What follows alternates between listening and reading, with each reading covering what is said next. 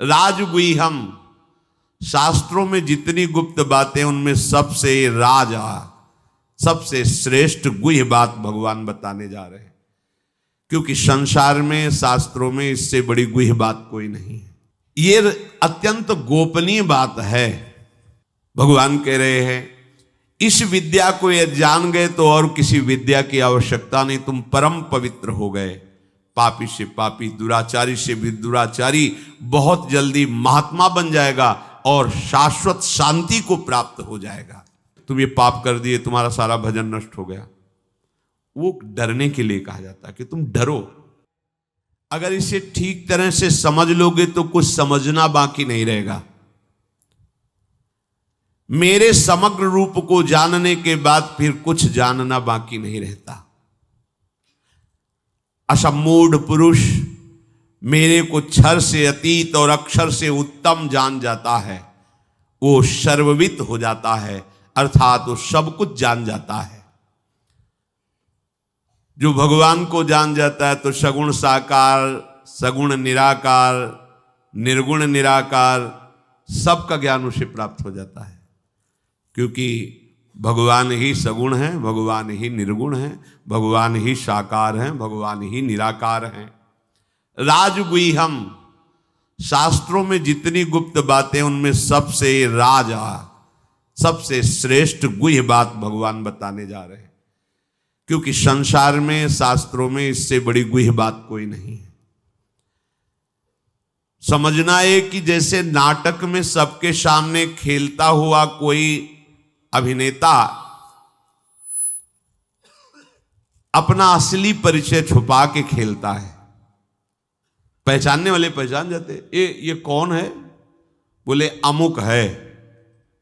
तब अगर पहचान ना हो तो ज्यादा आनंद नहीं आता।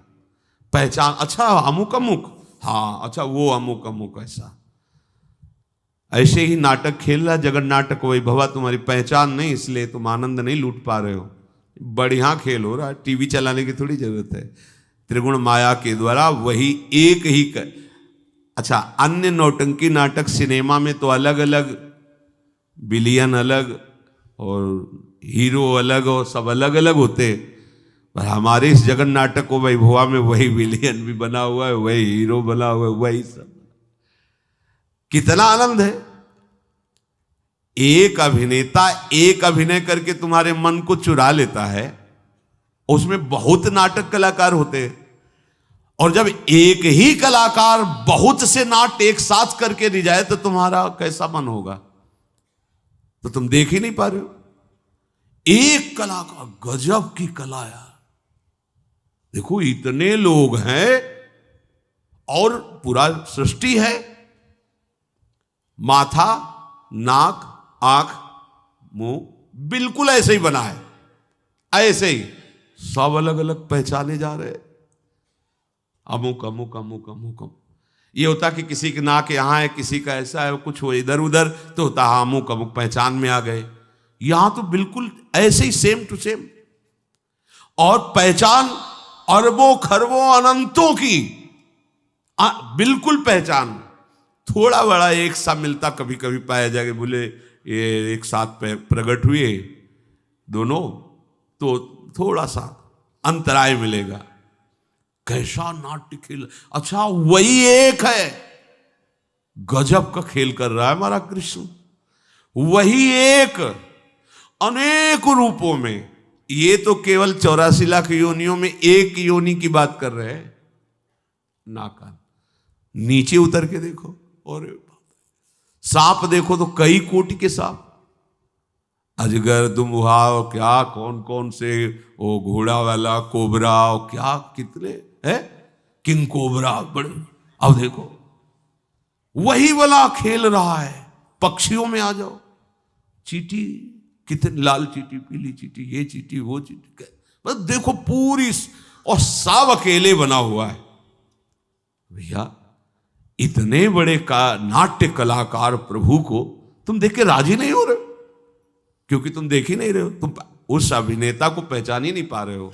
जो पहचान लिया वो जीवन मुक्त हो गया, परमानंद हो गया, उसके सिवा कोई नहीं खेल रहा। मत्ता परतरम नान्यत किंचिदस्ति धनंजय। ये अत्यंत गोपनीय बात है कि इस नाटक में केवल मैं ही खेल रहा हूं। देख लो, कह रहे हैं कि भगवान ने हमें क्यों फंसा दिया, तब हंसी आती है कि प्रभु आप ही फंस गए हो, भगवान ने थोड़ी फंसा है, आप ही फंस गए हो। आप छूटो तो देखोगे आपका ये प्रश्न खत्म हो जाएगा, क्योंकि आप कोई और नहीं हो, वही हो, वही तत्त्वम अश, वेद कहता है तत्त्वम अश। भूल गए, छोटी छोटी आसक्ति और ममता में फंसकर तुम अपने को देहधारी मानने लगे, विषयी मानने लगे, अपने को भोगी मानने लगे, पापात्मा मानने लगे। ये आपकी मान्यता है ना।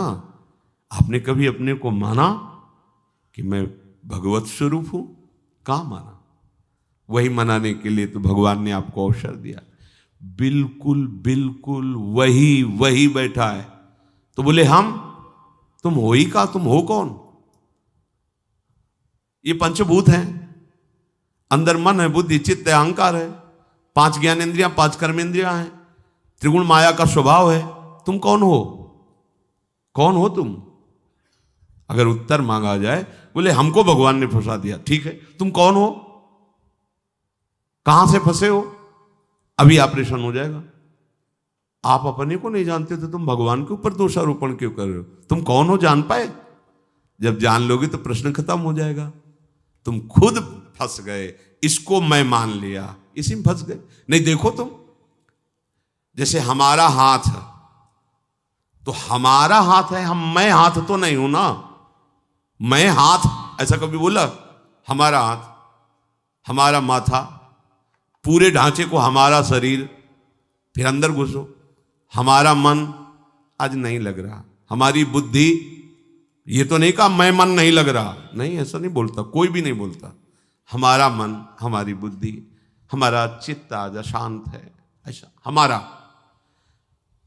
और अंदर घुसो, ये हमारा स्वभाव नहीं है कि हम तुम्हारी बात बर्दाश्त कर लें। ये हमारा स्वभाव नहीं कि हम गुस्सा करें। स्वभाव भी तो तुम नहीं हो ना, तुम ही बोल रहे हो ना हमारा स्वभाव। अब मैं परिचय लिया कभी तुमने? ऐसा शीशा ही नहीं पैदा हुआ कि उस मैं को दिखा सके तुम्हें। वो गुरु के पास है ज्ञान दर्पण। जब उसमें देखा तब पता चला कि जो था है रहेगा, वही तो है। जो माना हुआ भ्रमात्मक था, खत्म हुआ तो बचा क्या? ब्रह्मविद ब्रह्मयु भवति। तब निकलने लगा हम ब्रह्मास्मि, मैं ब्रह्म हूं, खत्म। तो बोले ये तो ज्ञान का मार्ग है, तो भक्ति के मार्ग में भी यही है। तू ही तू, तू ही तू, तो सब जगह तू, तो यहां कौन? नाहिन रहे ही माठौर नंद नंदन। अच्छा, अब तुम कहां हो? बोले मैं तो हूं ही नहीं। तो बचा कौन? नंद नंदन। आ गए ना। ब्रह्म नहीं, माया नहीं, नहीं जीव नहीं काल, अपनी शुद्ध ना रही, एक रहे हो नंदलाल। भैया तुम्हारी सत्ता ही नहीं है, काहे को ब्रह्म में फंसे दोष लगा रहे हो कि भगवान ने बांध दिया। एक शेर का बच्चा भेड़ों के बीच में आ गया, तो चरते चरते वो भेड़ों के साथ चला गया। वो गड़रिया जैसे भेड़ के साटे मारता, ऐसे उसको साटे मारता, दुब्बू बन के रहता। एक दिन किसी शेर ने देखा, जब भेड़ें आगे निकल गई तो उसको बुलाया, बोले जानता है तू गड़रिया के साटे क्यों खा रहा है? बोले क्यों? तू अपने को भूल गया इसलिए। नहीं नहीं, मैं इन्हीं के बीच में रहता हूं, यही हूं। नहीं, तेरी और मेरी एक जाति है। कैसे? सरोवर के किनारे गया, देख मेरी आकृति तेरी आकृति मिलती। हाँ। बोले अब मैं बोल रहा हूं वैसे ही तो बोलना। जो दहाड़ लगाई, उसने भी दहाड़ लगाई। बोले अब जा गड़रिया के पास। जो जाके दहाड़ लगाई तो न भेड़ न गड़रिया सब भागे। बस ये उदाहरण जानते हो? कोई संत सदगुरु परमहंस जब देखता है कि माया, काम, क्रोध, लोभ, मोह के सांटे मार मार करके विषयी पुरुषों की तरह हो, तो ए तेरी मेरी एक जात, एक बार तो दहाड़ के देख और देख तू है कौन, तू समझ कौन है। ये ज्ञान दर्पण में दिखाया कि तेरा मेरा एक स्वरूप। अब लगा दहाड़ तो कहीं माया, राधा कहीं माया नहीं, कहीं काम क्रोध नहीं। हम फंस गए हैं किसमें? अपने में। अपने को भूल करके ये माना हुआ अपनापन, इसमें पक्की बात समझो, ये जब तक समझ में नहीं आएगी भटकना नहीं मिटेगा। ये बहुत फंसाव है, कहां कहां फंसे रहते हैं, ज्ञान में भी फंसे रहते हैं। ज्ञान तभी सार्थक जब बोध हो जाए। बोध नहीं हुआ तो जानकारी किस काम की? हलवा की बनाने की पूरी प्रक्रिया गया, कभी जीवन में एक बार खाया नहीं बना के, फायदा क्या हुआ? दूसरे को सिखा रहे हो प्रक्रिया, कभी बना करके भोग लगा के पाया हो तो। ऐसे ही सम्यक ज्ञान का स्वरूप यही है कि तुम्हें भगवत साक्षात्कार हो जाए, तुम्हें अपने स्वरूप का साक्षात्कार हो जाए। श्री भगवान कह रहे हैं पवित्र मिदम, यदि ये जान गए तो इससे बड़ा पवित्र कोई कार्य नहीं है। देखो, गंगा यमुना तीर्थाटन जो हम करते हैं, तो आप ध्यान दीजिए, शरीर को लेके करते हैं। भगवान कह रहे हैं पवित्र मिदम, इससे बड़ा पवित्र कोई नहीं। पवित्र मिदम, इससे बड़ा पवित्र कोई नहीं। ये लौकिक बुद्धि का त्याग करके सुनिए। आप जिस किसी तीर्थ स्थान में जाते हैं, कहीं भी जाते हैं, तो शरीर भाव में होते हैं। आप देखना, जब शरीर भाव में होते हैं तो कुछ वहां भी शुभ होता है और अशुभ भी होता है। मन वचन कर्म से कुछ शुभ होगा, कुछ अशुभ होगा, पूरी पवित्रता नहीं हुई। पर यह बात समझ जाएंगे तो जो अशुभ है शरीर संसार, इससे ही राग हट जाए, इससे बड़ा कोई स्नान नहीं। कहते हैं कि प्रेम गंगा में स्नान करने के बाद फिर कहीं स्नान करना बाकी नहीं रह जाता। कहते हैं 2.5 अक्षर प्रेम के पढ़े सो पंडित होए। अगर 2.5 अक्षर प्रेम को पढ़ लिया तो इससे बड़ा फिर कोई शास्त्र नहीं है। भगवान कह रहे हैं इस विद्या को ये जान गए तो और किसी विद्या की आवश्यकता नहीं, तुम परम पवित्र हो गए। पापी से पापी, दुराचारी से भी दुराचारी बहुत जल्दी महात्मा बन जाएगा और शाश्वत शांति को प्राप्त हो जाएगा। ना ही ज्ञान सदसम पवित्र में ही विद्यते, जब तक ज्ञान नहीं होता तब तक पवित्रता टिकती नहीं है। एक महात्मा जी थे, जब तक सत्संग नहीं मिलता तब तक शुद्ध प्रकाश नहीं होता ज्ञान का। जो जहां होता है वहीं मान्यता मान के बैठ जाता है। तो उन्होंने गंगा स्नान का फल पढ़ा था। सैकड़ों यज्ञों का फल होता है गंगा स्नान में, क्योंकि भगवान का चरणोदक है, मूर्तिमान पवित्रता है, ब्रह्म द्रव है, ब्रह्म कमंडल में विराजमान ब्रह्मद्रव भगवत चरणामृत, बड़ी महिमा है। स्नान की तो बात जाने दो, गंगा गंगा यो ब्रूयात योजना नाम सतैरपि। अगर 400 कोस दूर से भी कोई गंगा गंगा गंगा, तो उसके पाप नष्ट हो जाते हैं, क्योंकि गंगा जी है ही ऐसे। अब उन्होंने गंगा स्नान नियम से रोज शुरू किया और एक व्यभिचारिणी स्त्री के प्रभाव में प्रभावित होकर व्यभिचार दोष से युक्त हो गए। तो कुछ पवित्र जनों ने उनसे कहा कि आपको ये शोभा नहीं देता जो आप आचरण करते हैं। उनका क्या होता है, अगर व्यभिचार से पाप होता है तो 10-5 यज्ञ का फल चला जाएगा। रोज गंगा स्नान करते हैं 100 यज्ञ का फल मिलता है, 10 यज्ञ का फल चला जाएगा व्यभिचार से। जो यहां लिखा है ना ही ज्ञान सदृशम पवित्र में विद्यते, उसका भाव गंगा जी, गंगा शब्द ही पवित्रता झलकाता है। गंगा पवित्र, ऐसा मानो उच्चारण करते ही हम पवित्र हो रहे हैं। बड़ी महिमा है, प्रत्यक्ष अनुभव की है। गंगा जी केवल जल नहीं है, मूर्तिमान सच्चिदानंद बपू हैं, ऐसा नहीं।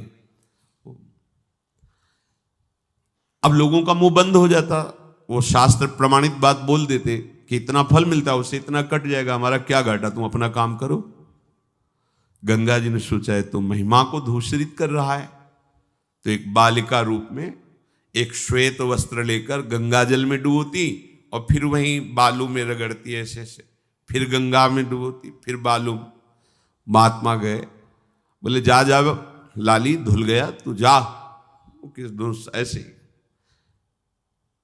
बहुत दूर थो, तेरी बात समझ में नहीं आई, हम स्नान करना चाहे, जा तू यहां से।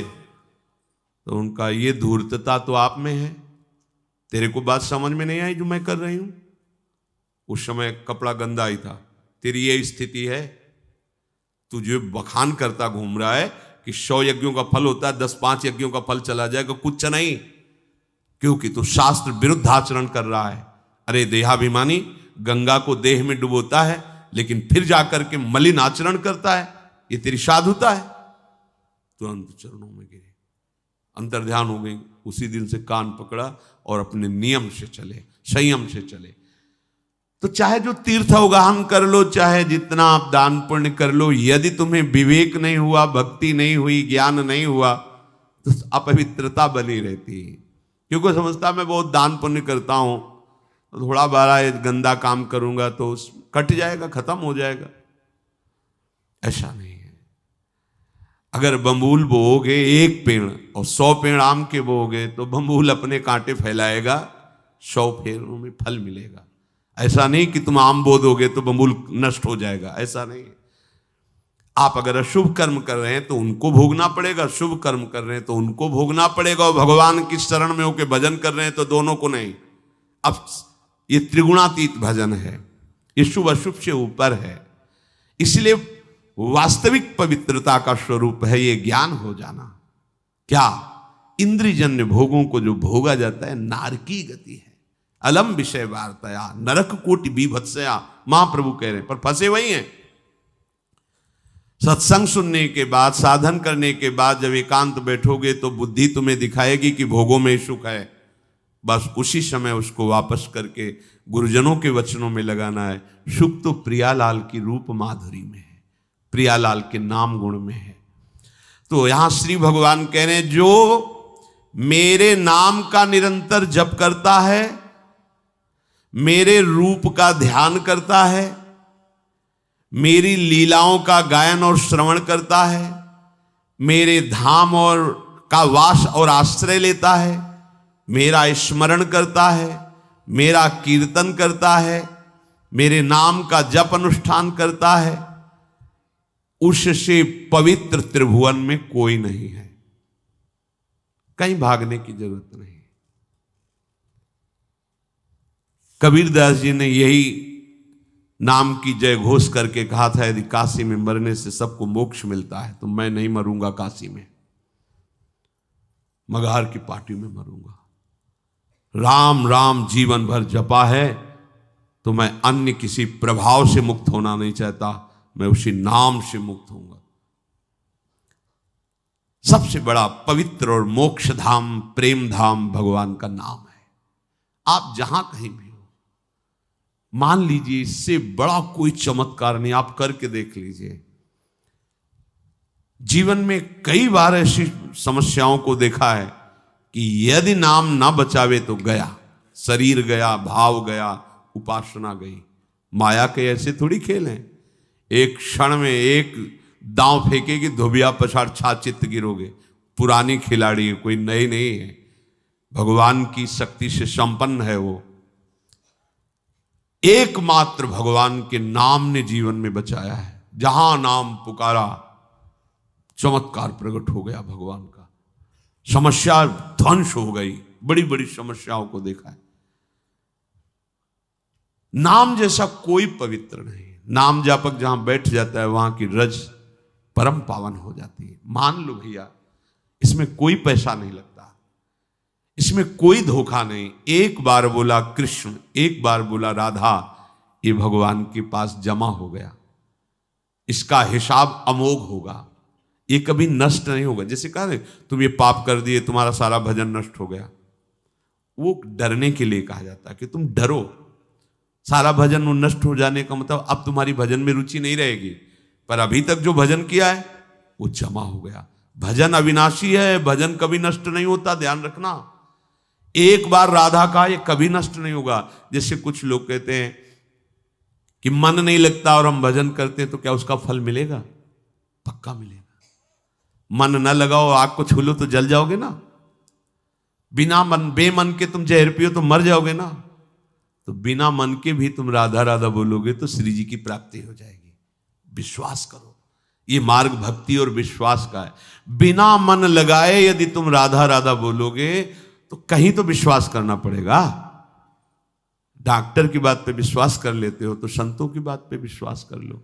हमारा हृदय कहता है, छाती कहती है कि यदि तुम राधा राधा बोलोगे तो श्री जी के चरणों तक तुम पहुंच जाओगे, तुम्हें कोई नहीं रोक पाएगा। कितना जपोगे ये हम नहीं बोलते, ये तो जितनी श्वासें हमें सब समर्पित करना है, पर तुम जितना भी जप पा रहे हो वो पूरा का पूरा ऐसे बैंक में जमा हो रहा है जहां काल का प्रवेश नहीं, कालातीत बैंक। वो तुम्हें ऐसे उठाएगी कि चमकोगे, त्रिभुवन तुम्हें नमस्कार करेगा। पर विश्वास करके दीर्घ काल तक, ये महीना 2 महीना 4 महीना ऐसे चिल्लाने लगते हो, 4 महीना हो गए कुछ हुआ नहीं, तो तुम्हें पता है असंख्यों जन्म तुम्हारे हो गए, करोड़ 2 करोड़ अरब नहीं, और उनमें सब अशुभ शुभ यही कर्म होते रहे। आज नाम शुरू किया है, वो सब भस्म होगा उसके प्रभाव। नाम तो जमा हो रहा है, उसका प्रभाव आपके शुभ अशुभ को भस्म कर रहा है। इसलिए भगवान कहते हैं जो मेरा नाम कीर्तन करता है, नाम जप करता है, रूप का ध्यान करता है, बड़ी सुविधा कर दी प्रभु ने। देखो, प्रभु के रूप का कोई परिचय नहीं जानता है। ये जितने रूप रचे जाते हैं वो भावना के द्वारा रचे जाते हैं, और प्रभु भावातीत हैं। प्रभु हमारी जो बौद्धिक शक्ति बहुत छोटी है उसमें आने वाले नहीं। जैसे सीपी होती है ना, सीप, उसमें भला समुद्र आ सकता है क्या? ऐसे हमारी बुद्धि सीपी है और प्रियालाल का रूप समुद्र है। ध्रुवदास जी कहते हैं कि कोटि कोटि रसना जो रोम रोम प्रति होए, तो प्यारी जू के रूप को न प्रमाण कहो जाते हैं। अति ही अगाध सिंधु पार नहीं पावे को, थोड़ी बुद्धि सीप मांझ कैसे के समाज। ये रूप सिंधु अगाध प्यारी जू का, हमारी बुद्धि कैसी सीप जैसी कैसे आ सकती है? भला प्रियाजू की श्रीअंग की कांति वाली सृष्टि में स्याही ही नहीं बनी है, रंग ही नहीं बना है। अच्छा, प्रियाजू के रूप को जिसने देखा तो कह रहे तेरो रूप कहत नहीं आवे, तो फिर रचना कैसे हो सकती है? तो रूप को जानता कौन है? नाम जानता है। बिना नाम के रूप का परिचय नहीं मिलेगा। ये जो रूप हम भावनात्मक देखते हैं, ये भी सब रूप हम जो कहो सो कहा, जहां प्रभु नहीं तो वहां भी प्रभु है। पर हमें जो वास्तविक रूप लुभायमान करेगा, जिसके देखने के बाद फिर आंखों में दम ही नहीं रह जाती कि कुछ और देख सके, वो रूप नाम प्रकाशित करेगा।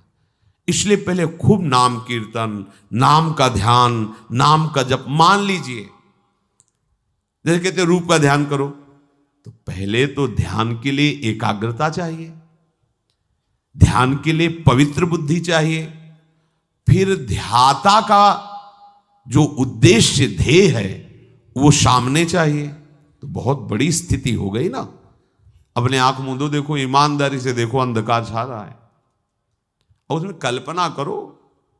ये सब करने की जरूरत नहीं, सीधे लिखो राधा, और वहीं मुस्कुराते हुए नीलकमल घुमाते हुए श्री जी दिखाई देंगे एक दिन, देख लेना। अब मानो तो, पर अब मानो नहीं तो फिर परेशान होना पड़ेगा। प्रभु कह रहे हैं नाम और रूप का ध्यान। तो चलो हमें, और तो हमारे बिहारी जी महाराज, राधा वल्लभ जी महाराज, राधा रमण जी महाराज साक्षात प्रिया प्रीतम का रूप है।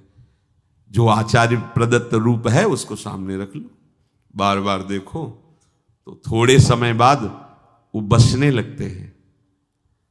जैसे अपने लोग दर्शन करते तो ऐसे थोड़ी दर्शन देख लिया, ऐसे नहीं। पान करो उनकी, नक्शिख लो अंग माधुरी, श्री चरणों से मुकुट तक, मुकुट से सिर, फिर आंख बंद कर लो, वही फिर देख रहे, फिर आंख, फिर देख रहे, फिर बंद कर। अब लगा कि हाँ आंख बंद की, निकल गए, रूप माधुरी को बसा के, या उनकी छवि रख ली, बार बार एकांत में देखना, वो चित्त चोर हैं, चुरा लेंगे तुम्हारे चित्त को। अब एकांत में बैठ के प्रपंच चिंतन करोगे तो प्रपंच चित्त चुरा लेगा, प्रभु का चिंतन करोगे तो प्रभु चित्त चुरा लेंगे।